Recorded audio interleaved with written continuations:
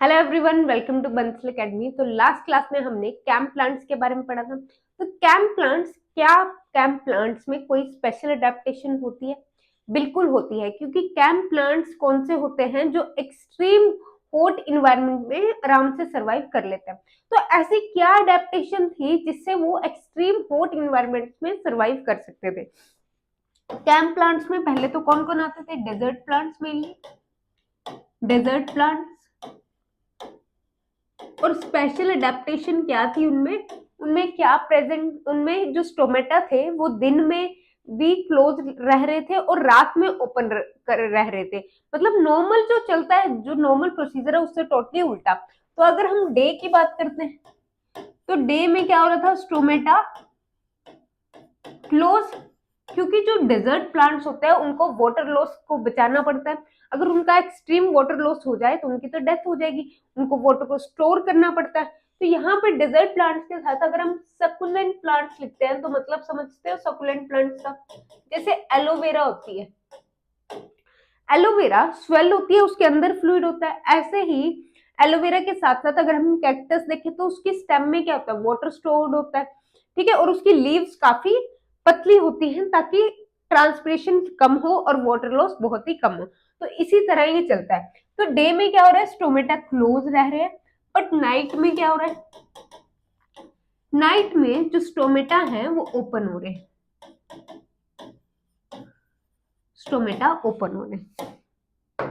मतलब स्टोमेटा से नाइट में क्या आ रही है? CO2 आ रही है। CO2 आके क्या बना रही है? CO2 पैप के साथ मिलके क्या बना रही है? Mallet ions. और मैलेट को किसमें स्टोर किया जा रहा है? वैक्यूल्स में। और यहाँ पे हम ये बोल सकते हैं कि स्टार्च जो थी, स्टार्च का ब्रेकडाउन किया जाता है। तो ब्रेकडाउन को क्या बोलेंगे? ग्लाइकोलाइसिस। स्टार्च का ब्रेकडाउन किया जा रहा था नाइट में और उसको पेप में कन्वर्ट किया जा रहा था, जिसपे क्या आ रही थी? CO2 ऐड होके मैलेट आयंस बना रहे थे। और मैलेट को या मैलिक एसिड को किस पे स्टोर किया जा रहा था? वैक्यूल्स में। किस पे स्टोर किया जा रहा था? वैक्यूल्स में। डन। अब डे में टोटली उल्टा प्रोसीजर था। वैक्यूल्स में क्या था? वैक्यूल्स में जो मैलिक एसिड था उसको, या मैलेट था, उसको बाहर निकाला गया। मैलेट को कन्वर्ट किया जाता है आगे, फिर स्टार्च को वापस बनाया जाता है और स्टार्च को क्लोरोप्लास्ट के अंदर वापस बना दिया जाता है। तो इसको क्या बोलते हैं? ये डे टाइम का काम है, तो इसको बोल देते हैं ग्लूकोनेओजेनेसिस। ठीक है, स्टार्च का बनना इज ग्लूकोनेओजेनेसिस। तो आई होप आपको ये सारा समझ आ गया होगा लास्ट क्लास में। अब यहाँ पे बस आपको याद क्या रखना है कि डे एंड नाइट में हो क्या रहा है, और यहाँ पे जो स्टोमेटा है वो कब क्लोज रहते हैं, कब ओपन रहते हैं। चलिए अब एक बार C3-C4 साइकिल और कैंप प्लांट्स में थोड़ा सा डायग्रामेटिकली डिफरेंस देख लेते हैं क्या बनता है, ठीक है, क्योंकि ये जरूरी है। अगर हम बात करते हैं C3 प्लांट्स की, if we talk about C3 plants, अच्छा सा कलर ले लेते हैं, C3 plants and C4 plants. चलिए इसके आंसर्स आप दोगे। And camp plants. C3 plants में C3 साइकिल होता है। तो C3 साइकिल कहाँ होता है? क्लोरोप्लास्ट। किसके क्लोरोप्लास्ट में हो रहा है? कौन से सेल्स? Mesophyll cells. तो यहाँ पे मैं बना रही हूँ मेसोफिल सेल, ये है मेसोफिल सेल। C3 साइकिल को और क्या क्या बोलते हैं? केल्विन साइकिल, याद है? तो CO2 आई बाहर से, CO2 आई, CO2 को एक्सेप्ट किया किसने? कौन एक्सेप्ट करता है यहाँ पे? RUBP। RUBP एक्सेप्ट करता है और क्या बनाता है? कौन सा कंपाउंड बनता है? Phosphoglyceric acid. ठीक है, तो यहाँ पे फॉस्फोग्लिसरिक एसिड बना, और जो एंजाइम यूज होता है यहाँ पे वो कौन सा था? Rubisco, most abundant enzyme on the earth. ठीक है, most abundant protein on the earth. तो इस तरह से ये सारी केल्विन साइकिल चलती थी, केल्विन साइकिल चलती थी। तो CO2 फिक्सेशन होगी और यहाँ पे क्या हुआ? ग्लूकोज बन गया। ये किसमें हो रहा था? C3 साइकिल में। पर C3 प्लांट्स की एक अडेप्टेशन हमने जो देखी वो ये थी कि जो C3 प्लांट्स हैं वो सिर्फ कम टेम्परेचर पे ही काम कर सकते हैं एफिशिएंटली, अदरवाइज ज्यादा टेम्परेचर की अगर हम बात करें तो C3 प्लांट्स फेल हो जाते हैं काम करने के लिए। ठीक है, तो C3 प्लांट्स की अगर हम बात करें तो कितना टेम्परेचर पे ये अच्छे से काम है, 35 डिग्री। ठीक है, 35 डिग्री से ऊपर ये काम नहीं कर पाएंगे, तो टिल 35 डिग्री ये एफिशिएंटली काम करता है और ठंडे इलाके में होते हैं। बस इतनी बात याद रखो कि ये जो प्लांट्स हैं ये कौन से इलाके में पाए जाते हैं, ठंडे इलाके में। तो एग्जाम्पल कोई, चलो एग्जाम्पल जब हम एक और हम C3 और C4 में अलग से डिफरेंस करेंगे तो तब हम एग्जाम्पल की बात भी करेंगे। देन अब आते हैं C4 पे। C4 में कितने सेल्स इन्वॉल्व थे पहले तो ये बता दो। मीजोफिल सेल्स के साथ कौन से सेल्स इन्वॉल्व थे? Bundle sheath sales. Mesophyll cells के साथ कौन से सेल्स इन्वॉल्व थे? Bundle sheath sales. ठीक है, और बंडल शीथ सेल्स में क्या हो रहा था, यहां आगे मीजोफिल सेल्स और ये है बंडल शीथ सेल्स।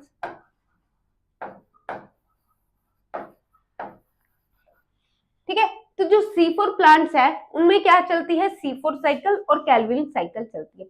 दोनों साइकिल चलती हैं जिसमें C4 साइकिल भी चल रही है और कैल्विन साइकिल भी चल रही है। तो होता क्या है, पहले CO2 आती है, पहला CO2 एक्सेप्टर यहाँ पे कौन है, CO2 को कन्वर्ट किया जाता है बाइकार्बोनेट में, तो पहला एक्सेप्टर कौन आता है, पेप, फोस्फोइनोल पायरुवेट। फोस्फोइनोल पायरुवेट से क्या बनाते हैं यहाँ पे, कौन सा product, oxalo acetate, oxalo acetate बनता है।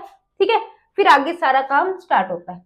फिर यहां से आगे क्या गई, CO2 गई।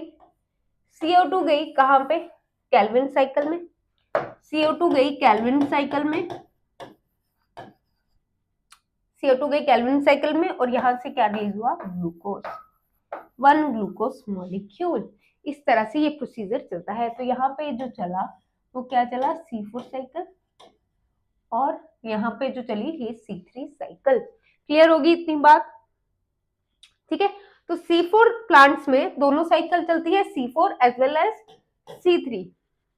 डन। और इनके पास स्पेशल मैकेनिज्म है जिसमें फोटो रेस्पिरेशन को बंद कर दिया जाता है। अच्छा, अब C4 प्लांट्स कौन से होते हैं, क्या वो इतने टेम्परेचर पे काम कर पाएंगे या इससे ज्यादा टेम्परेचर पे भी काम कर पाएंगे? इससे ज्यादा टेम्परेचर पे भी एफिशिएंटली काम करते हैं। तो 35 डिग्री से 45 डिग्री तक आराम से काम करेंगे कौन, C4 प्लांट्स। ठीक है, इतनी बातें क्लियर हो गई। C4 प्लांट्स आराम से काम करते हैं। उसके बाद नेक्स्ट अगर हम कैम प्लांट्स की बात करें तो यहाँ पे भी मैलेट कंपाउंड बनता है, जो यहाँ पे भी बनता है मैलेट, राइट। तो यहाँ पे भी मैलेट बनता है। C4 साइकिल पूरा ऐसे चलता है, हमने जैसे पढ़ा था। तो यहाँ पे भी मैलेट तो बनता ही है, तो यहाँ पे भी 4 कार्बन का कंपाउंड बनता है।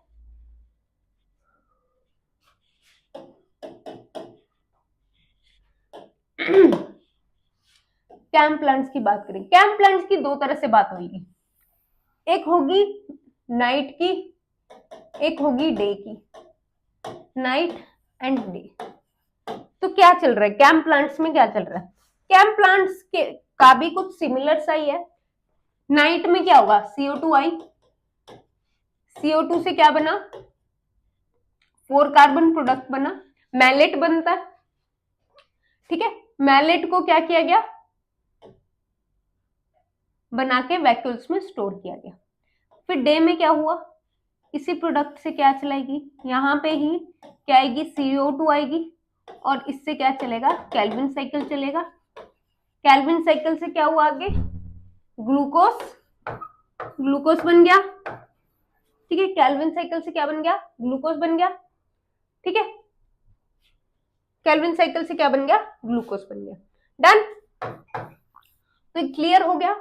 Cam plants almost C4 plant जैसे, पर कैम प्लांट C4 प्लांट से भी ज्यादा टेम्परेचर को हैंडल कर सकते हैं ड्यू टू एक एडेप्टेशन कि इनमें क्या होता है, जो स्टोमेटा है वो रात में ओपन होता है और दिन में क्लोज होता है। एट लास्ट इनको क्या चाहिए, कार्बन डाइऑक्साइड चाहिए, कार्बन डाइऑक्साइड चाहिए। तो क्या करेंगे, नाइट में ओपन हो जाएंगे ताकि वाटर लॉस से भी प्रिवेंट हो सके, और डे में आराम से क्लोज रहेंगे ताकि वाटर लॉस 0 हो जाए। डन। तो यहाँ पे ये कितना, ये 40 से अबव टेम्परेचर को भी टॉलरेट कर सकते हैं बड़े आराम से। तो ये मेन डिफरेंस हो गए हैं तीनों में। अब हम C3 और C4 साइकिल का डिफरेंस अलग से करते हैं as mentioned in your syllabus. चलिए फिर करें स्टार्ट। चलिए एक बार देख लें, आपकी वीडियो चल रही है। चलिए फिर आ जाइए मेन डिफरेंस पे। C3 साइकिल और C4 साइकिल, ठीक है। C3 साइकिल, अब डिफरेंस आप बताओगे मुझे। C3 cycle and C4 cycle, अरे साइकिल नहीं, प्लांट्स लिखेंगे, ठीक है, प्लांट्स, तो उसी में ही कवर हो जाएगा ये। C3 plants and C4 plants. अब पहले तो ये बताओ C3 साइकिल कौन से प्लांट्स में होता है? सब में होता है, सब में होता है या कुछ चुने हुए प्लांट्स में होता है? C3, आपने C4 देखा अभी अभी, C कैम देखा और फोटो रेस्पिरेशन में भी देखा था आपने, क्या होता है, सब में हो रहा है, सब में C3 साइकिल चल रहा है, डार्क रिएक्शन सब में चल रही है, तो इसको क्या बोलेंगे हम? It occurs in all plants, in all plants. और C4 की अगर हम बात करें, ये सिर्फ C4 प्लांट्स में ही होता है। C4 cycle occurs in C4 plants.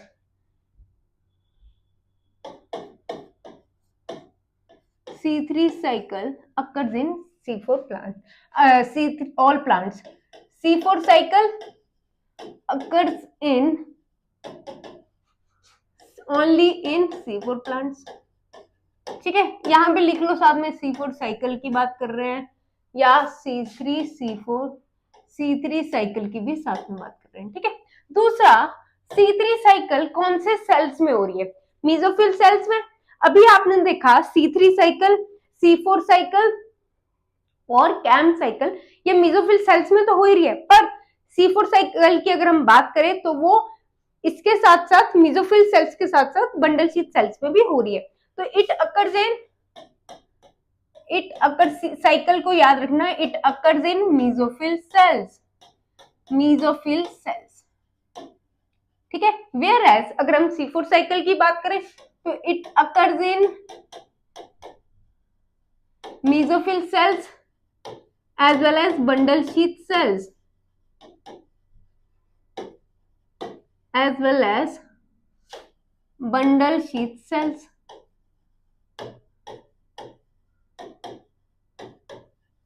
bundle sheath cells। Done, clear होगी इतनी बात। अब यहाँ पे एक बात और आती है, C3 प्लांट्स कौन से टेम्परेचर पे? लोअर टेम्परेचर पे। तो हम ये बोल सकते हैं it occurs in temperate plants, it occurs in temperate plants, ठंड वाले प्लांट्स। वैसे टेम्परेट प्लांट्स गलत होगा लिखना, बस ये लिख सकते हैं हम कोल्ड इन्वायरमेंट्स लिख दो इसको, चाहे कोल्ड इन्वायरमेंट्स, ठीक है, that is more reliable. Whereas अगर हम C4 प्लांट्स की बात करें तो C4 प्लांट्स किसमें होगा, सॉरी C4 साइकिल किसमें होगा? It occurs in tropical plants, it occurs in tropical plants, किसमें होगा? ट्रॉपिकल प्लांट्स में। अब ट्रॉपिकल प्लांट्स में हो रहा है मतलब ये हायर टेम्परेचर को आराम से टॉलरेट कर सकते हैं। तो आपको ग्राफ की फॉर्म में क्वेश्चन आ सकता है, ये हायर लोअर टेम्परेचर वाला, तो आप कर सकते हो, मुझे अब पता लग गया, ठीक है। कोल्डर टेम्परेचर कम में कौन से अच्छे से फ्लोरिश कर रहे हैं, कौन से अच्छे से ग्रो कर रहे हैं, तो ये सारी चीजें आपसे पूछ ली जा सकती है एग्जाम में, ठीक है। तो नेक्स्ट C3 प्लांट्स में जो अगर हम बात करें तो फर्स्ट CO2 एक्सेप्टर कौन है C3 प्लांट्स में? यहाँ पे फर्स्ट CO2 एक्सेप्टर इज कौन था? RUBP, राइबुलोज बिसफॉस्फेट, याद है कौन था? राइबुलोज बिसफॉस्फेट, ठीक है, राइबुलोज बिसफॉस्फेट। एंड इसमें अगर हम बात करें फर्स्ट एक्सेप्टर, इसमें दो एक्सेप्टर आते हैं CO2 के, क्योंकि एक C4 साइकिल में एक C3 साइकिल में। एंड फर्स्ट एक्सेप्टर कौन है? इस पैप। पैप कौन है? Phosphoenol pyruvate. PEP is phosphoenol pyruvate, phosphoenol pyruvate. And second acceptor कौन है? RUBP, जो कि C3 साइकिल में कर रहा है। डन। अब यहां पे एक और चीज, पहला इंटरमीडिएट कंपाउंड कौन सा है? स्टेबल इंटरमीडिएट कंपाउंड दोनों में कौन सा है? इसमें 3 कार्बन का कंपाउंड होगा, इसमें 4 कार्बन का कंपाउंड होगा। ठीक है। फर्स्ट इंटरमीडिएट क्यों बोलते हैं? क्योंकि वो बीच का है ना, जो फर्स्ट कंपाउंड बन रहा है, अगर इसमें PGA बन रहा है, फोस्फोग्लिसरिक एसिड, तो वो फर्स्ट इंटरमीडिएट कंपाउंड है। स्टेबल तो है पर उसके आगे कुछ और बन रहा है। ठीक है। ट्रायोस फोस्फेट बन रही है ना, ट्रायोस फोस्फेट, तो वो इंटरमीडिएट है। फिर RUBP, फिर ये सारी चीजें, तो इसलिए इंटरमीडिएट बोला गया। तो first intermediate stable compound is कौन है? Compound is phosphoglyceric acid, that is PGA। Phosphoglyceric acid is PGA। ठीक है। और यहां पे कौन सा? 4 कार्बन का first intermediate stable compound is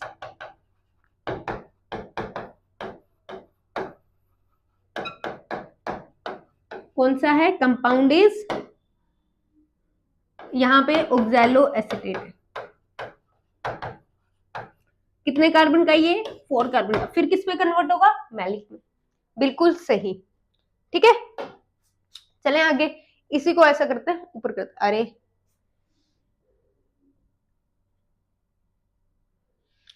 चलिए, ये ना दिक्कत बड़ी करता है यार, बस 2 सेकंड दो।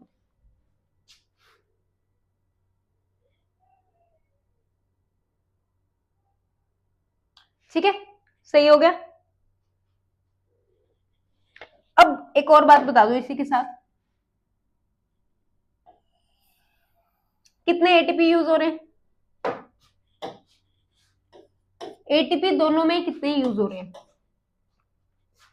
तो इसकी अगर हम बात करें तो कितने ATP, एक कार्बन डाइऑक्साइड के मॉलिक्यूल को फिक्स करने के लिए कितने ATP यूज हो रहे हैं? 3 ATP and 2 NADPH are used to fix first carbon, sorry, to fix one carbon dioxide molecule, 1 carbon dioxide molecule. और यहां पे पूरी कैलकुलेशन हमने की थी, आपको याद होगी।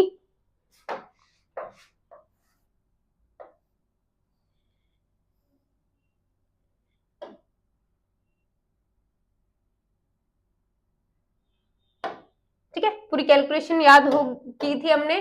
तो यहाँ पे ATP में और ऐड हो गए थे, 2 ATP और ऐड हो गए थे, तो 5 ATP एंड 2 NADPH। वहां पे एक बॉन्ड बना था, याद करो, जिसमें एक एंजाइम यूज हुआ था, और उसमें जो एनर्जी लगी थी पायरो, पहले ATP को AMP में तोड़ा गया, फिर बचा क्या? पायरोफोस्फेट। पायरोफोस्फेट को फर्दर ब्रेक डाउन किया गया फोस्फेट में, इनऑर्गेनिक फोस्फेट में। तो उसमें क्या हुआ? 2 ATP के इक्वल एनर्जी लगी। तो अगर यहाँ पे 3 ATP और 2 NADPH है, तो 2 ATP और ऐड हो गए, तो 5 ATP हो गए, और NADPH सेम रहेंगे क्योंकि उसमें एक बनता है एक टूटता है, तो वो बैलेंस हो जाता है। Were are used to fix 1 molecule of CO2। ठीक है। अब यहां पे फोटो रेस्पिरेशन को सप्रेस किसमें किया जाता है? Photo respiration is not suppressed, photo respiration होती है। ठीक है। और इसमें अगर हम बात करें, फोटो रेस्पिरेशन इज सप्रेस्ड, इस इससे क्या होगा, क्योंकि कार्बन डाइऑक्साइड को कंसंट्रेट किया गया, इससे क्या होगा, कार्बन डाइऑक्साइड को कंसंट्रेट किया गया, तो फोटो रेस्पिरेशन यहाँ पे स्प्रेस नहीं हुई बट यहाँ पे स्प्रेस हो गई, मतलब एफिशिएंसी को काफी इंक्रीज कर दिया गया। तो C4 प्लांट्स काफी ज्यादा एफिशिएंट होते हैं as compare to C3 plants, क्योंकि यहाँ पे फोटो रेस्पिरेशन हो रही होती है। ठीक है, फोटो रेस्पिरेशन होगी तो नुकसान होगा, बट यहाँ पे CO2 को कॉन्सेंट्रेट किया जाता है, CO2 की मात्रा को बढ़ाया जाता है, जिससे क्या होता है, O2 की मात्रा कम हो जाती है और ऐसी कंडीशंस आ जाती हैं कि रूबिस को सिर्फ कार्बोक्सिलेज एक्टिविटी ही कर पाए, जिससे फोटो रेस्पिरेशन को सप्रेस किया जाता है। ये हमने बात पढ़ ली थी, याद आ गया। तो यहाँ पे हम एक बात और लिख देते हैं, लेस एफिशिएंट, कम एफिशिएंट है than, less efficient than C4 plants. ठीक है, क्योंकि एक तो इस टेम्परेचर तक ही काम करेंगे, बट ये हाई टेम्परेचर को भी आराम से टॉलरेट कर लेंगे। More efficient then C3 plants. ठीक है,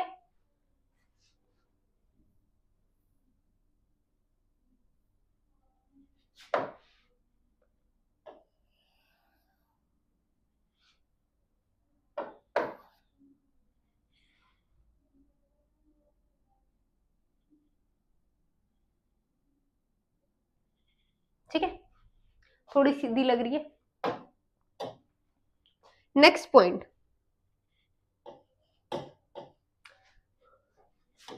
इसमें सिर्फ केल्विन साइकिल हो रही है, only Calvin cycle is involve.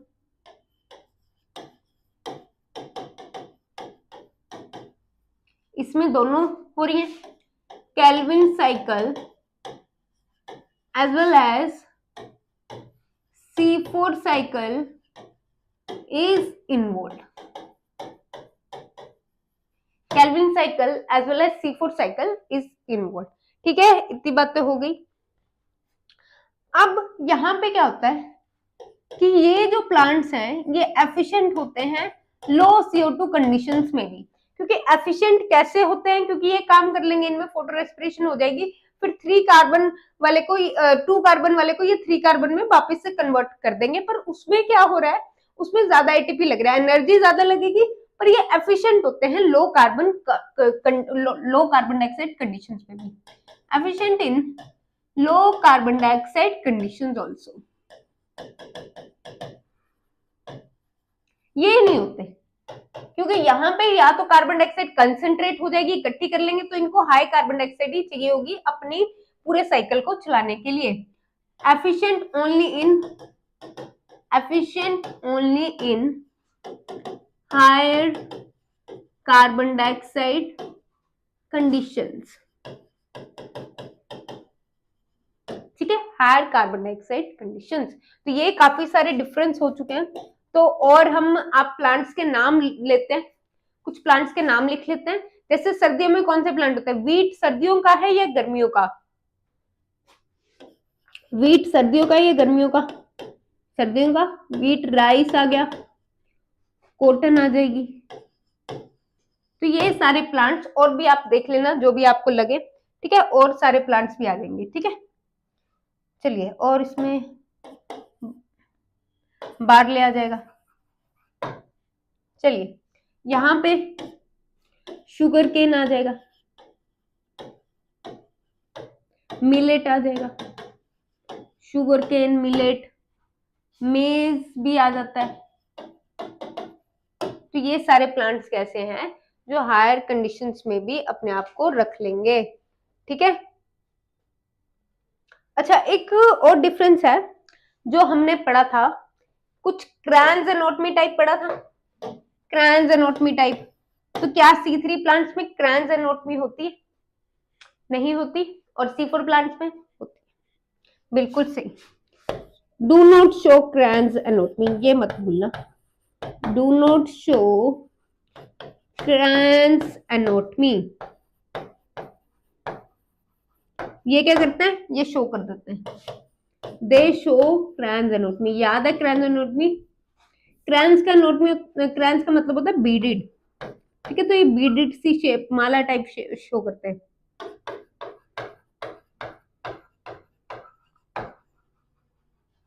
ठीक है, तो क्लियर हुए पॉइंट्स? आ जाएंगे एक पेज पे।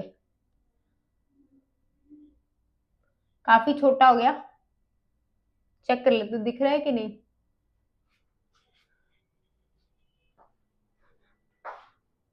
दिख रहा है वैसे तो, है ना, दिख रहा है। चलिए, बाकी आप साथ साथ नोट डाउन कर सकते हैं वीडियो को पॉज करके। ठीक है, अब क्राइम्स एंड नोट में याद है ना आपको, बीच में क्या था? अरे भाई क्या चल रहा है, छोड़ दो ना। क्राइम्स एंड नोट में जल्दी से, बीच में क्या था? Vascular bundles. वेस्कुलर बंडल के आसपास क्या था? ये क्या है? बंडल शीथ सेल्स, पूरा बना के बताया था, याद है? Bundle sheath sales, bundle sheath sales, bundle sheath sales, bundle sheath sales, bundle sheath sales. ठीक है, और इसके आसपास मीजोफिल सेल्स।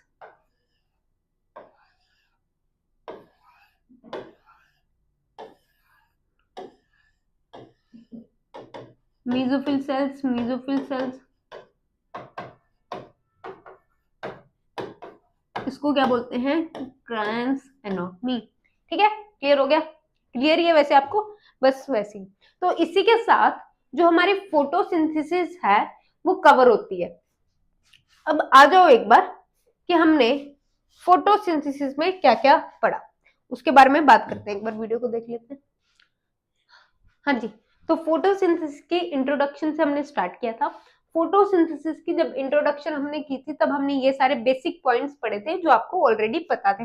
फिर हमने देखा कि ग्लूकोज किन किन पाथवे से ग्लूकोज बनाया जा रहा है, ये सारी बातें हमने पढ़ी, और क्लोरोफिल की प्रेजेंस होना जरूरी है। ठीक है, तो ये सारी बातें हमने देखी। फिर फोटोसिंथेटिक ऑर्गेनिजम्स कौन कौन से हैं, कौन कौन से ऑर्गेनिज्म कैपेबल है फोटोसिंथेसिस करने के लिए। तो कुछ ऑक्सीजेनिक है, कुछ एनऑक्सीजेनिक है। अब यहाँ पे जो ऑक्सीजेनिक है उनमें कुछ बैक्टीरिया भी आते हैं, प्रोकैरियोट्स भी आते हैं। ठीक है, जैसे साइनोबैक्टीरिया और प्रोक्लोरोन। फिर यूकैरियोट्स तो होते ही हैं जिसमें डायटम्स आते हैं, और प्लांट्स तो हमें पता ही है। पर कुछ ऐसे भी प्लांट्स होते हैं जो क्या करते हैं? फोटोसिंथेसिस नहीं करते, जैसे total roots parasite, total stem parasite, और भी नाम होंगे तो आप इंक्लूड कर सकते हैं अपने नोट्स में। अब यहाँ पे एनऑक्सीजेनिक जो ऑर्गेनिजम्स हैं या बैक्टीरिया हैं, तो ये क्या करते हैं? ये सूडोसाइक्लिक फॉस्फोरिलेशन को शो करते हैं। सूडोसाइक्लिक, जो भी मैंने आपको एक बैक्टीरियल फोटोसिंथेसिस वाला टॉपिक है उसमें मैंने आपको सूडोसाइक्लिक फॉस्फोरिलेशन भी बताई है। सूडोसाइक्लिक फॉस्फोरिलेशन किन में होती है? जिनमें oxygen is not released as byproduct and water is not used. तो यहाँ पे क्या यूज हो रहा है? सल्फर यूज हो रहा है या कुछ और भी यूज हो रहा है, तो वो क्या शो करते हैं? वो बैक्टीरिया सूडोसाइक्लिक फॉस्फोरिलेशन शो करते हैं। ठीक है, तो ये बात एक हो गई। अब फिर अगली एक्सपेरिमेंट्स की बात थी, कौन कौन से एक्सपेरिमेंट्स थे, तो ये आपको क्लियर हो गया था। बेल्जर एक्सपेरिमेंट किसने दिया था? जोसेफ प्रेस्ली ने दिया था। फिर हमने कुछ क्वेश्चंस भी परफॉर्म किए थे, और आपको डीपीएस वगैरह मिल रही होगी साथ साथ, उसको सॉल्व करते रहना ताकि आपके कंसेप्ट और ज्यादा क्लियर हो जाए। डन। जैन इंजनहाउस ने भी बताया था light is essential for photosynthesis. फिर वॉन सेचाई, इन्होंने क्या बोला? क्लोरोफिल के बारे में बताया, क्लोरोप्लास्ट के बारे में बताया। और यहाँ पे टी.डब्ल्यू. एंजलमैन आए, इन्होंने फर्स्ट एक्शन स्पेक्ट्रा दिया। ठीक है, फर्स्ट एक्शन स्पेक्ट्रा दिया with the help of spirogyra and Cladophora. और कौन सी वेवलेंथ इंपॉर्टेंट है वो भी बताया इन्होंने। तो first action spectra was given by T.W. Engelmann and it was given for chlorophyll भी। ये बातें आपको याद रखनी है इसलिए रिपीट हो रही है। डन। उसके बाद वैन नीलाय, इन्होंने बताया कि फोटोसिंथेसिस एक स्टेप प्रोसेस नहीं है, ये 2 स्टेप प्रोसेस है जिसमें light reaction and dark reaction दोनों हो रही है। तो लाइट रिएक्शन में क्या हो रहा है? वाटर का ब्रेकडाउन हो रहा है, ऑक्सीजन बन रही है, और जो डार्क रिएक्शन है उसमें क्या हो रहा है? CO2 की रिडक्शन होकर ग्लूकोज बन रहा है। तो इसी को हमने डिटेल में पढ़ा आगे, केल्विन, हिकल एक्सेट्रा। ठीक है, लाइट रिएक्शन को भी हमने डिटेल में पढ़ा। उसके बाद इन्होंने डायरेक्ट एंड इनडायरेक्ट एविडेंस दिए कि हमेशा O2 नहीं रिलीज होगा एज बाय प्रोडक्ट। तो डायरेक्ट, और इन्होंने ये भी बताया कि जो वाटर है उसी से O2 आती है। तो इसी से उन्होंने ये भी क्लियर कर दिया कि फोटोसिंथेसिस में हमेशा O2 रिलीज नहीं होगा एज बाय प्रोडक्ट। तो ये एक माइक्रोबायोलॉजिस्ट थे, तो बैक्टीरिया पे भी काम करते थे। तो यहाँ पे पता चला कि ये H2S यूज कर रहे हैं, तो सल्फर, ये बैक्टीरिया H2S यूज कर रहे थे जिससे सल्फर रिलीज होती थी। तो यहीं से पता चला कि जो O2 है वो कहां से आती है, वो वाटर से आती है, ना कि CO2 से। तो ये भी आपको याद रखना है। फिर हमने क्वांटम यील्ड के बारे में पढ़ा, क्वांटम रिक्वायरमेंट के बारे में पढ़ा। अब O2, कितने O2 के मॉलिक्यूल्स प्रोड्यूस हो रहे हैं अगर पर क्वांटम ऑफ लाइट एब्जॉर्ब, एक क्वांटा पे कितने O2 के मॉलिक्यूल्स बन रहे हैं। और यहाँ पे क्या पढ़ा कि कितने क्वांटा चाहिए एक ऑक्सीजन के मॉलिक्यूल को बनाने के लिए। तो ये सारी बातें हमने यहाँ पे सीखी। उसके बाद रेड ड्रॉप में हमने क्या पढ़ा कि आफ्टर रेड रीजन के बाद क्या होता है, एक डिक्लाइन आता है फोटोसिंथेसिस में। There is sharp decline in photosynthesis. ठीक है, एग्जांपल इज ग्रीन एल्गी। इन्होंने काम किस पे किया था, इस पे क्लोरेला पायरिनोइडोसा, जो कि ग्रीन एल्गी है, जिसपे इनको पता चला कि फोटोसिंथेटिकली एक्टिव रेडिएशन कौन सी है, विबग्योर। और रेड रीजन के बाद एक शार्प ड्रॉप आता है। तो यहीं से रेड ड्रॉप फिनोमिना के बाद ही क्लियर हुआ कि रेड ड्रॉप पे क्या हो रही है कि 680 नैनोमीटर तक शार्प फोटोसिंथेसिस होती है। उसके बाद एमर्सन एनहांसमेंट इफेक्ट। एमर्सन ने कुछ एक्सपेरिमेंट किए जिसमें उन्होंने देखा कि 680 नैनोमीटर तक एक्स फोटोसिंथेसिस यील्ड आ रही है, let's suppose, and above 680 nanometre Y yield आ रही है। तो जब एक्स प्लस वाई को, मतलब इन दोनों यील्ड को प्लस किया गया और जब दोनों वेवलेंथ्स को इकट्ठा दिया गया, तो इन दोनों की मिला के भी यील्ड उतनी नहीं थी जब दोनों वेवलेंथ्स को इकट्ठा दिया गया जितनी तब आई। ठीक है, जितनी तब आई। ठीक है, तो मतलब अगर इन दोनों वेवलेंथ्स को हम इकट्ठा देंगे, दैट इज 680 एंड 720, तो क्या होगा, तो यील्ड काफी ज्यादा आएगी एज कंपेयर टू अगर हम अलग अलग वेवलेंथ पे देंगे। डन। फिर हमें ये पता चला वही सिनर्जिस्टिक इफेक्ट जो मैंने अभी अभी आपको एक्सप्लेन किया, ये वाली बात। फिर PS1 एंड PS2, इसी से पता चला कि दो फोटो सिस्टम होते हैं जो अलग अलग वेवलेंथ पे एब्जॉर्ब करते हैं एनर्जी को और इकट्ठे एब्जॉर्ब करते हैं, तभी फोटोसिंथेसिस का रेट हाई रहता है। ये हमने क्वेश्चन किया था, इन क्वेश्चंस को आप फिर से कर सकते हो वीडियो को पॉज करके। ठीक है, डन। फिर हमने ये देखा कि लाइट आ रही है, एंटीना कॉम्प्लेक्स पे आती है, फिर रिएक्शन सेंटर पर जाती है। कुछ लाइट डायरेक्टली भी रिएक्शन सेंटर पे जाती है जितने पे ये एब्जॉर्ब करता है। लेट्स सपोज ये रिएक्शन सेंटर 680 नैनोमीटर का, तो 680 नैनोमीटर पे ये एब्जॉर्ब कर लेगा, बट इससे अलावा किसी वेवलेंथ की लाइट होगी तो एंटीना कॉम्प्लेक्स इसको पहुंचा देंगे। और यहीं पे एक इलेक्ट्रॉन डोनर है जो इलेक्ट्रॉन को देगा, और यहीं पे एक इलेक्ट्रॉन एक्सेप्टर है। जब लाइट पड़ेगी तब इलेक्ट्रॉन एक्साइट होकर किसके पास जाएगा, इलेक्ट्रॉन एक्सेप्टर के पास जाएगा। उसके बाद रिएक्शन सेंटर क्या है, क्लोरोफिल ए हमेशा रिएक्शन सेंटर होता है, but sometimes it can be chlorophyll D if the option is not chlorophyll A and chlorophyll D is mentioned in the options, then you can go for chlorophyll D, right, otherwise हमेशा chlorophyll A. उसके बाद हमने देखा pigment involve in photosynthesis, कौन से pigment है, जैसे कि हमने देखा कि लीफ में मेसोफिल सेल्स में क्लोरोप्लास्ट प्रेजेंट होता है, क्लोरोप्लास्ट में वो पिगमेंट प्रेजेंट होता है क्लोरोफिल, जहां पे फोटोसिंथेसिस होती है। फिर हमने देखा कि क्लोरोप्लास्ट अपने आप को कैसे चेंज करता है, लोअर लाइट कंडीशंस में एंड हायर लाइट कंडीशंस में कैसे एडजस्ट करता है। उसके बाद हमने क्लोरोप्लास्ट का स्ट्रक्चर देखा और क्लोरोप्लास्ट के बारे में पढ़ा। ठीक है, तो क्लोरोप्लास्ट में ही क्या हो रही है, डार्क रिएक्शन और लाइट रिएक्शन, जो फोटोसिंथेसिस है वो क्लोरोप्लास्ट में ही हो रही है। लाइट रिएक्शन कहाँ हो रही है, थाइलेकोइड में, डार्क रिएक्शन कहाँ हो रही है, स्ट्रोमा में। क्वेश्चन इतनी बार पूछा गया है तो आपको याद रखना है। ठीक है, और मैंने याद रखने का तरीका भी बताया था, डार्क में आर आता है, इसमें आर आता है, इसमें एल आता है, इसमें भी एल आता है, राइट। तो बाकी चीजें आपको पता है, चलिए आगे चलते हैं। उसके बाद ये हमने क्लोरोफिल के बारे में बात की थी कि लाइट को एब्जॉर्ब करता है, लिपोफिलिक है, हाइड्रोफिलिक है, पॉलीसाइकिल है, टेट्रापायरोल रिंग्स प्रेजेंट है, फाइटोल टेल है।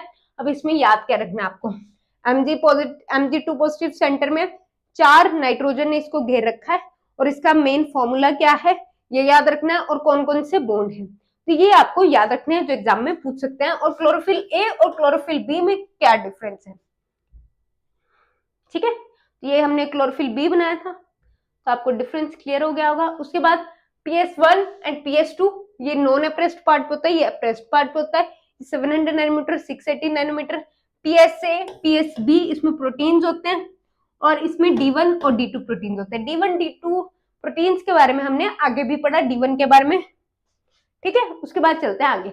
अब प्रोप्लास्टिड्स, प्रोप्लास्टिड वो क्या है, प्रिकर्सर है जिससे आगे जाके ये सारे प्लास्टिड बनेंगे, जैसे कि क्लोरोप्लास्ट, क्रोमोप्लास्ट, ल्यूकोप्लास्ट। अब ये इतना मतलब इतना वो नहीं है कि अनइम्पोर्टेंट, क्योंकि इस पे भी क्वेश्चन आता है। अगर एग्जामिनर को क्वेश्चन इजी करके डालना है तो इस पे ल्यूकोप्लास्ट पे क्वेश्चन आ जाता है कि अगर क्लोरोप्लास्ट कार्बोहाइड्रेट स्टोर करता है तो क्या होता है, अमाइलोप्लास्ट। अगर प्रोटीन करता है एल्यूरोप्लास्ट, अगर लिपिड करता है तो इलियोप्लास्ट। क्लियर इतनी बात। उसके बाद प्रोप्लास्टिड, अगर प्रोप्लास्टिड को लाइट ना मिले, मैग्नीशियम ना मिले, आयरन ना मिले तो वो क्या बन जाता है, इथियोप्लास्ट। और ऐसा किन प्लांट्स में होता है, शेडी प्लांट्स में, जो प्लांट्स स्कोटोमोर्फोजेनेसिस शो करते हैं, ठीक है, जिनमें लाइट की कमी रह जाती है, लो लाइट कंडीशंस में होते हैं। उसके बाद हमने बात की थी एसेसरी पिगमेंट्स। एसेसरी पिगमेंट्स कौन से, जो रिएक्शन सेंटर को लाइट देते हैं, जिनका मेन काम क्या है, लाइट को ट्रांसफर करना है रिएक्शन सेंटर को। और एक और था, रिएक्शन सेंटर को बचाना भी था फोटो ऑक्सीडेशन से, याद है, ठीक है। उसके बाद तो कैरोटिनॉइड होते हैं और फाइकोबिलिन होते हैं। तो carotenoids and phycobilin are accessory pigments. फिर हमने कैरोटिनॉइड्स के बारे में पढ़ा, कैरोटिनॉइड्स हैं क्या है, कौन से टाइप के हैं, कैरोटीन एंड ज़ेंथोफिल। ये हाइड्रोकार्बन के बने होते हैं, O2 नहीं होती, ज़ेंथोफिल में O2 होती है। और अलग टाइप के हमने और भी कैरोटिनॉइड्स पढ़े और इनकी हमने यूनिट्स पढ़ी, किसके बने होते हैं। तो कैरोटिनॉइड्स की अगर हम बात करें तो 8 आइसोप्रीन यूनिट्स के बने हैं, मतलब 40 कार्बन, एक आइसोप्रीन यूनिट 5 कार्बन की होती है। याद आ गया सारा। उसके बाद फंक्शन क्या है, transfer light to the reaction centre, ये मेन है। क्वेंचर की तरह एक्ट करता है, ज्यादा लाइट आए तो पकड़ लेता है। अगर कोई टॉक्सिक प्रोडक्ट बन भी जाए तो उसको भी पकड़ के खत्म कर देता है, एलिमिनेट कर देता है। फिर नॉन फोटोकेमिकल क्वेंचर भी बनता है, इस पे ज्यादा रिसर्च नहीं हुई है, पर नॉन फोटोकेमिकल क्वेंचर क्या होता है, अगर कुछ और भी प्रोडक्ट जैसे लाइट की वजह से नहीं हो रहा, वैसे कुछ प्रॉब्लम आ रही है, तभी ये देख लेता है, ठीक है, बड़ा बेस्ट फ्रेंड है ये। अब हमने देखा था कि क्वेंचर की तरह कैसे एक्ट करता है, जब सिंगलेट ऑक्सीजन बन जाती है, जब लाइट ज्यादा आती है, सिंगलेट ऑक्सीजन क्या करती है, रिएक्टिव ऑक्सीजन स्पीशीज बन जाती है, तो ये D1 प्रोटीन को डैमेज करती है। जो हमने पढ़ा कि PS2 के पास क्या होता है, D1 प्रोटीन, तो उसको डैमेज करेगी, जिससे फोटोसिंथेसिस पे फर्क पड़ जाएगा, ठीक है। तो ये सारी बातें फिर हमने यही इसी को फिर से देखा। फिर हमने देखा कि कैरोटिनॉइड फोटोकेमिकल क्वेंचर की तरह भी एक्ट करते हैं, लाइट ज्यादा आ जाए तब उसको एलिमिनेट मतलब बाहर कर देते हैं, लाइट उस पर ज्यादा आए कि ताकि वो रिएक्शन सेंटर को डैमेज ना करे, तो लाइट को पकड़ के बाहर भी कर देते हैं, वापस भेज देते हैं, डिसिपेट कर देते हैं। स्कैवेंजर की तरह एक्ट करता है, टॉक्सिक फोटो प्रोडक्ट है तो उसको भी रिमूव कर देता है, ठीक है। उसके बाद फिर नॉन फोटोकेमिकल क्वेंचिंग पहले तो कौन कौन करते हैं, ठीक है। नॉन फोटोकेमिकल क्वेंचिंग में क्या है, अगर इलेक्ट्रॉनिक एक्साइट हो गया तो उसको वापस ग्राउंड स्टेट में लेके आना है, ठीक है। तो उसको क्या करेंगे, मतलब लाइट के बाद जो हो रहा है, जो भी हो रहा है, तो नॉन फोटोकेमिकल क्वेंचिंग। अब इसमें कौन कौन से ज़ेंथोफिल्स, कौन कौन से कैरोटिनॉइड इन्वॉल्व है, जियाजेंथिन, एस्ट्राजेंथिन, एंथ्राजेंथिन, वायलोजेंथिन, तो इनको आपको याद रखना है। उसके बाद PS2 की एक्टिविटी कैसे कैसे इंक्रीज होती है, लो लाइट में कम होती है, मॉडरेट में अच्छी होती है, बट अगर ज्यादा लाइट हो जाए फिर वो कम हो जाएगी, होनी स्टार्ट होती है, क्योंकि किसका डर रहता है, फोटो ऑक्सीडेशन का डर रहता है। डन। तो लाइट हार्वेस्टिंग कॉम्प्लेक्स किसको बोलते हैं, एसेसरी पिगमेंट्स को बोल देते हैं। ये क्या बनाते हैं, लाइट को पकड़ने वाला complex.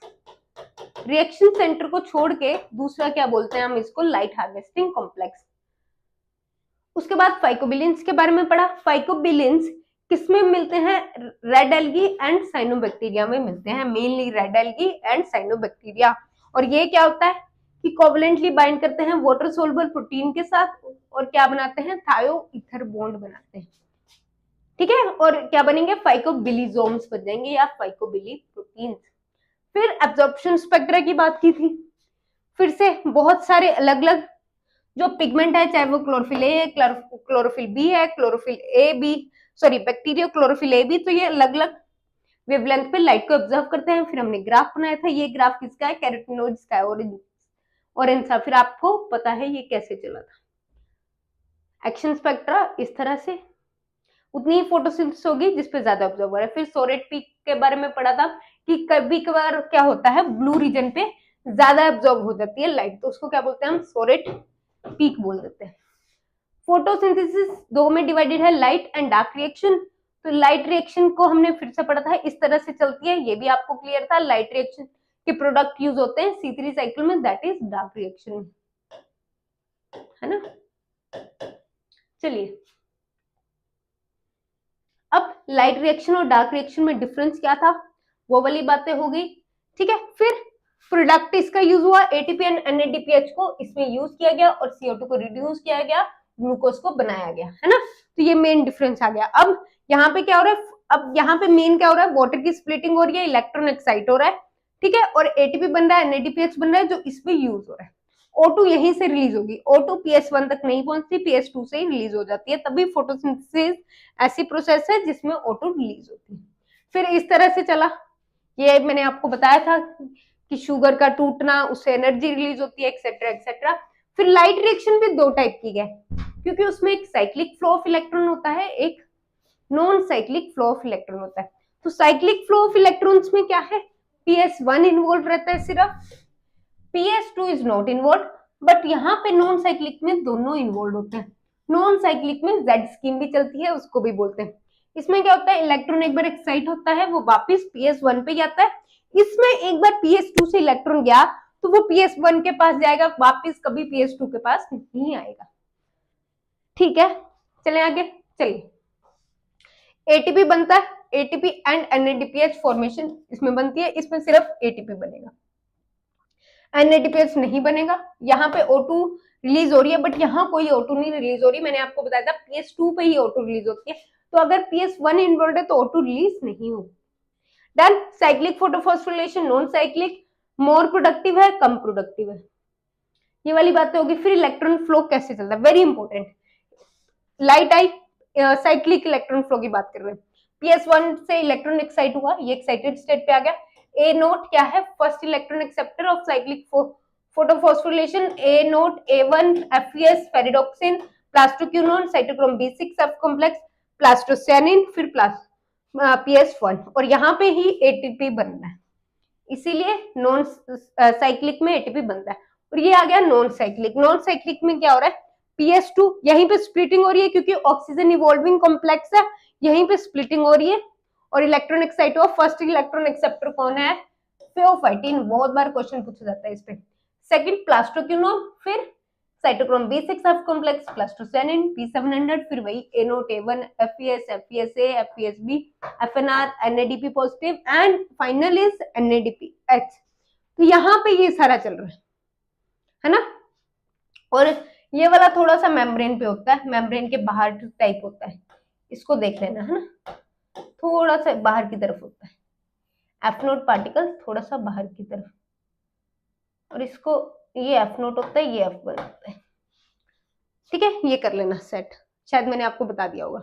Light induced electron transport, इसमें क्या हो रहा है कि कैसे पूरी मेम्ब्रेन पे लाइट इलेक्ट्रॉन ट्रांसपोर्ट हो रहा है, यहाँ से PS2 के पास गया, फिर cytochrome B6, plastocyanin, it is movable, and फिर 700, फिर NADPH, फाइनल किसके पास जाता है, NADPH। यहीं पे एक प्रोटॉन बाहर आएगा, इसी को क्या बोलते हैं हम, केमिओस्मोसिस, ठीक है। फिर इलेक्ट्रॉन फ्लो कैसे चला, इससे क्या हुआ, इलेक्ट्रोकेमिकल प्रोटॉन ग्रेडियंट बना, जिससे क्या हुआ, H पॉजिटिव की मात्रा उसके अंदर ज्यादा हो गई, ल्यूमेन के अंदर ज्यादा हो गई, और उसको बाहर भेजना पड़ा। जैसे जैसे एटीपी सिंथेज उसको बाहर भेज रहा है, वैसे वैसे एटीपी बन रहे हैं, ठीक है। तो इसको क्या बोला, केमिओस्मोसिस बोला। और यही सेम प्रोसेस किसमें होती है, माइटोकॉन्ड्रिया में। तो ये टर्मिनोलॉजी थी, इस तरह से चला था, है ना, सारा प्रोसीजर। फिर फेओफाइटिन आया। फेओफाइटिन क्या है, ये इसकी डिटेल की थी हमने, first electron acceptor, D1 D2 protein के साथ जुड़ा होता है। प्रोकैरियोटिक फोटोसिंथेसिस ऑक्सीजेनिक और एनऑक्सीजेनिक दोनों होती है, इसके बारे में हमने पढ़ा था, ठीक है। तो ये आई होप क्लियर हो गया होगा आपको। फिर light reaction in photosynthetic prokaryotes, photosynthetic prokaryotes में लाइट रिएक्शन कैसे होती है उसके बारे में पढ़ा था, हम साइकिल पे आएंगे सीधा, ये आ गई साइकिल। इसको बोलेंगे सूडो साइक्लिक फॉस्फोरिलेशन, जिसमें ऑक्सीजन नहीं बन रही, तो 870 नैनोमीटर पे एब्जॉर्ब करते हैं, ठीक है। 870 से 870 एक्साइट हुआ, बैक्टीरियोफाइटिन पहला इलेक्ट्रॉन एक्सेप्टर इन बैक्टीरिया, याद रखना इन बैक्टीरिया, फिर क्यूनोन, फिर साइटोक्रोम 20 एफ, फिर cytochrome C6 and then 870 done. Overall ऐसे चलती है। चलिए आगे चलते हैं। अब कैम प्लांट्स, ये सारी केल्विन साइकिल के बारे में हमने पढ़ा, इतने सारे नाम थे इसके। केल्विन साइकिल हर किसी में चलती है। C3 साइकिल देखो हर किसी में चल रही है। कैम प्लांट्स के बारे में पढ़ लिया, C4 के बारे में, C3 के बारे में पढ़ लिया, C2 के बारे में भी पढ़ा था हमने, फोटो रेस्पिरेशन के बारे में भी। फिर eye dark reaction, dark reaction के बारे में हमने पढ़ा था, ठीक है। 3 कार्बन कंपाउंड पहले बनता है 3 फॉस्फोग्लिसरिक एसिड, इसीलिए C3 साइकिल बोला जाता है। और इसमें 3 स्टेप है, कार्बोक्सिलेशन, रिडक्शन एंड रीजनरेशन, ठीक है। तो क्या हो रहा है, एक CO2 आई, 3 फॉस्फोग्लिसरेट बना, और 3 फॉस्फोग्लिसरेट से ट्राइफॉस्फेट, ट्राइफॉस्फेट से RUBP, ये रीजनरेशन हो गया, तीनों स्टेप चेंज हो गए। ओवरऑल कितने लगे, कितने ATP लगे, यहाँ पे अगर हम एक मॉलिक्यूल को फिक्स करेंगे तो 2 ATP लगेंगे, एक NADPH, और यहाँ पे ATP आएगा, ये गलत हो गया, यहाँ पे क्या आएगा, ATP आएगा। ATP is required, ATP is required मतलब ATP से ADP बनेगा, डन। चलिए उसके बाद ये सारी प्रोसेस ये हमने डिटेल में पढ़ी। फिर रुबिस्को के बारे में पढ़ा, अबंडेंट प्रोटीन है, रेगुलेटरी एंजाइम है, मोस्ट अबंडेंट प्रोटीन है अर्थ पे, ये बात आपको याद रखनी है। उसके बाद ऑक्सीजनेस, कार्बोक्सिलेज दोनों एक्टिविटी करता है, ये भी आपको याद रखना है, ठीक है। Reduction in 2 process. फिर केल्विन साइकिल के बारे में हमने फिर से बात की थी, अगर 6 मॉलिक्यूल ऑफ CO2 को फिक्स करना है तो कितने ATP लगे, 18 ATP and how many, 12 NADPH। ये फिर से मैंने करेक्ट करवा दिया था तो आपको क्लियर हो गया होगा। चलिए ये पूरा एफिशिएंसी ऑफ केल्विन साइकिल ये बताई थी मैंने आपको। एफिशिएंसी ऑफ लाइट रिएक्शन ये हमने कैलकुलेट की थी। रेगुलेशन भी हमने की थी, कार्बोक्सिलेशन में क्या यूज हो रहा है, रीजनरेशन में क्या यूज हो रहा है, ये सारी बातें हमने पढ़ी थी, ठीक है। चलिए आगे, यहाँ पे क्या हो रहा है, फेरिडोक्सिन अपनी रिड्यूस स्टेट में, यहाँ पे मैक्सिमम जो एंजाइम्स हैं वो अपनी रिड्यूस स्टेट में एक्टिवेट होंगे। तो फेरिडोक्सिन और फेरिडोक्सिन थायरोडोक्सिन का मेन काम है, तो ये क्या करते हैं, अपनी एक्टिव स्टेट में इलेक्ट्रॉन को ट्रांसफर करते रहते हैं, जिससे सूडोहेप्टिलोज बिसफॉस्फेट भी एक्टिव हो जाते हैं और सारी रिएक्शन को आगे प्रोसीड करवाते हैं। फिर कार्बोक्सिलेज एक्टिविटी कैसे चलती है ये हमने देखा था। इसमें क्या होता है, Mg जितने H पॉजिटिव आते रहते हैं उतने Mg2 पॉजिटिव बाहर जाते रहते हैं, और जो कंपाउंड बनता है Mg2 पॉजिटिव और रुबिस्को और कार्बन डाइऑक्साइड का, उसको बोलते हैं Mg2 पॉजिटिव कार्बोमेट, जो कि एक्टिव फॉर्म ऑफ रुबिस्को है, जिससे आगे सारी कॉन्टिन्यूएशन रहेगी। रात में क्या हो रहा है, कार्बोक्सी आर्बिनिटोल फॉस्फेट रुबिस्को के साथ मिलेगा और रुबिस्को की एक्टिविटी लो हो जाएगी। फिर दिन में क्या आएगा, एक और उसका फ्रेंड आएगा जो कार्बोक्सी आर्बिनिटोल रुबिस्को के साथ जुड़ा है, रुबिस्को एक्टिवेज उसका फ्रेंड आएगा, वो इसको अलग अलग कर देगा, जिससे रुबिस्को की एक्टिविटी फिर से ज्यादा हो जाएगी। फिर फोटो रेस्पिरेशन के बारे में पढ़ा था हमने। फोटो रेस्पिरेशन एक वेस्ट प्रोसेस है, और ये किन प्लांट्स में होती है, जिनमें O2 की मात्रा ज्यादा होने पे रुबिस्को ऑक्सीजनेज एक्टिविटी शो करता है, ठीक है। तो कार्बोक्सीजनेज एक्टिविटी, ऑक्सीजनेज एक्टिविटी, क्योंकि ये वेस्ट प्रोसेस क्यों है, क्योंकि यहाँ पे 2 कार्बन का फॉस्फोग्लाइकोलेट कंपाउंड जो बनता है उसको वापस से कन्वर्ट करना पड़ता है 3 कार्बन कंपाउंड में, जिससे सारी प्रोसेस आगे होती है। Done. Rubisco activity depends upon, जिस चीज पे डिपेंड करती है, लाइट इंटेंसिटी लो होती है, ये सारी चीजें हैं, ठीक है। ये आपने पढ़ा था, ये कॉमन सी चीजें हैं, और वेस्टफुल प्रोसेस है और 3 ऑर्गेनेल्स में होती है, तो ये हमने पूरी प्रोसेस पढ़ी थी। C2 साइकिल फोटो रेस्पिरेशन थोड़ी लंबी प्रोसेस है, फॉस्फोग्लाइकोलेट को कन्वर्ट करना था फॉस्फोग्लिसरेट में, उसके बारे में भी हमने पढ़ा था। चलिए फिर अब हमने देखा CO2 कंसंट्रेट, CO2 को कंसंट्रेट करने का मैकेनिज्म देखा, जिसमें ऑक्सीजनेज एक्टिविटी रुबिस्को दिखाई ना, तो उसमें हमने 3 चीजें पढ़ी थी, C4 cycle, CAM crassulacean, acid metabolism and CO2 pump in the plasma membrane. तो CO2 पंप का मतलब वही हो गया, ठीक है। और मेटाबॉलिक रिजल्ट जो भी आया, अभी हमने C4 C3 साइकिल और कैम साइकिल को फिर से डिस्कस किया। चलिए फिर हमारे साथ में फोटोसिंथेसिस कंप्लीट होता है नेक्स्ट अब हम स्टार्ट करेंगे, नेक्स्ट से स्टार्ट करेंगे, जो भी होगा। कोई भी डाउट हो प्लीज बताते रहो, जब भी आपको कोई डाउट हो, और बाकी डीपीएस सोल्व करते रहो। Thank you so much.